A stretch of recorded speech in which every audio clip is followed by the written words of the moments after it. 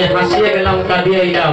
অনাগরী নাগরী রে, আমার মান কুলমান জীবন যৌবন সবকিছু সুরধ্বনিতে বেসে গিয়েছে। আস্তে, কেন গেলি, কেন আইলি? আমি কিছুই বুঝলাম না। আমার বলছিস মান কুলমান সব চলে গিয়েছে, ওখানে গিয়ে দেখেছিস কি?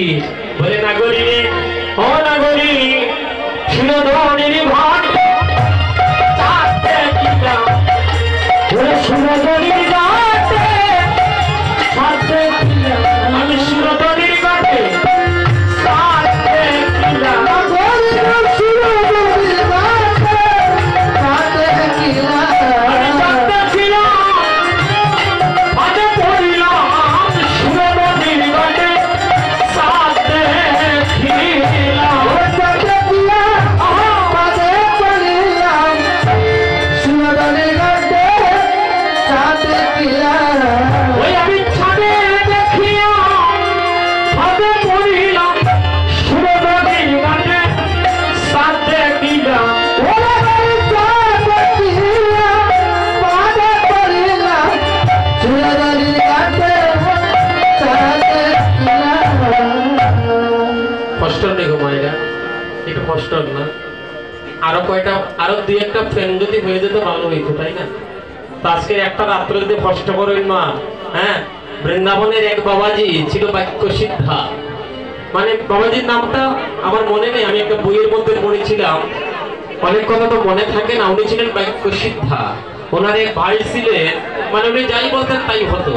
ওনার এক ভাই খুব অসুস্থ, এত অসুস্থ ভক্তগণ প্রাণ যায় যায়। তো অনেকে গিয়ে বলছে আমি তো বাক্য সিদ্ধা, আপনি মুখ থেকে যদি বাইর করেন তাহলে সে তো ভালো হয়ে যায়, আপনার ভাইয়ের জন্য ভগবানের কাছে একটু বলেন না, তারে সুস্থ করে দেওয়ার জন্য। উনি বললেন না না, আমি এরকম করব কেন? কারণ তার জীবনের যত পাপ তাপ আছে এক জন্মে শেষ হয়ে যায়, যত দুঃখ আছে এই জন্মে শেষ করে পরবর্তী জগতে সে সুখ লাভ করবে। তাই আমি তার কথা কেন বলবো? তার ভালো হওয়ার জন্য কেনই বা চাইবো? ভগবান যা চায় তাই তার হোক।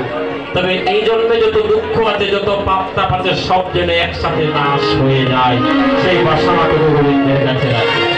তাই আজকের এই যে কষ্টটুকু আপনারা কষ্ট মনে করবেন না, তার মধ্যে কিন্তু আনন্দ আছে মা। রসিকের ভঙ্গিতে যাইছি না, রসিকের ঠান্ডাও লাগে না, গরমও লাগে না মা। হিমালয় পর্বতে গিয়েও কিন্তু দেখবেন অনেকে সাধন ভোজন করে, তপ্ত গরমের মধ্যে সাধন ভোজন করে, কিন্তু আমরা পারি না মা। তার কারণ হইল আমাদের মনটাকে আমরা ওইদিকে দিতে পারিনি, আমরা সমর্পণ করতে পারিনি। দেহটাকে যদি সমর্পণ করতে পারতাম ভগবানের চরণে,